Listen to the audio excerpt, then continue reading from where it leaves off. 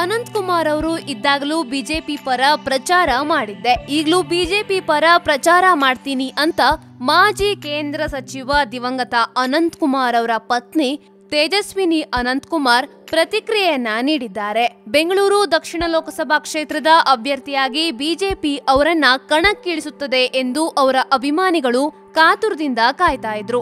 ಆದ್ರೆ ಸೋಮವಾರ ತಡರಾತ್ರಿಯವರೆಗೂ ಸಭೆ ನಡೆಸಿದ ಬಿಜೆಪಿ ಕೇಂದ್ರ ಚುನಾವಣಾ ಸಮಿತಿ ತೇಜಸ್ವಿ ಸೂರ್ಯ ಅವರನ್ನ ಬೆಂಗಳೂರು ದಕ್ಷಿಣ ಕ್ಷೇತ್ರದ ಅಭ್ಯರ್ಥಿಯನ್ನಾಗಿ ಘೋಷಿಸಿದೆ.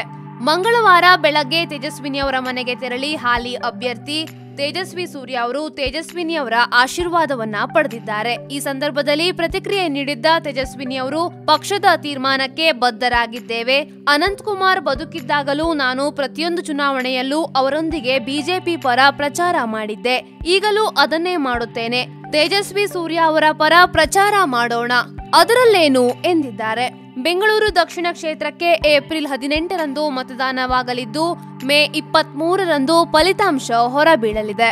ಕಡೆಗೂ ತೇಜಸ್ವಿನಿ ಅನಂತ್ ಕುಮಾರ್ ಅವರು ಬೆಂಗಳೂರು ದಕ್ಷಿಣ ಲೋಕಸಭಾ ಕ್ಷೇತ್ರದಿಂದ ಸ್ಪರ್ಧಿಸುವ ಅವಕಾಶದಿಂದ ವಂಚಿತರಾಗಿದ್ದಾರೆ. ಅವರ ಬದಲಾಗಿ ಆರ್ಎಸ್ಎಸ್ ಬೆಂಬಲವಿರುವ ಯುವ ನಾಯಕ ತೇಜಸ್ವಿ ಸೂರ್ಯ ಅವರಿಗೆ ಟಿಕೆಟ್ ನೀಡಲಾಗಿದೆ. ಭಾರೀ ಕುತೂಹಲ ಹುಟ್ಟಿಸಿದ್ದ ಈ ಕ್ಷೇತ್ರದಿಂದ ಯಾರು ಸ್ಪರ್ಧಿಸಲಿದ್ದಾರೆ ಎಂಬುದು ಚಿದಂಬರ ರಹಸ್ಯವಾಗಿತ್ತು.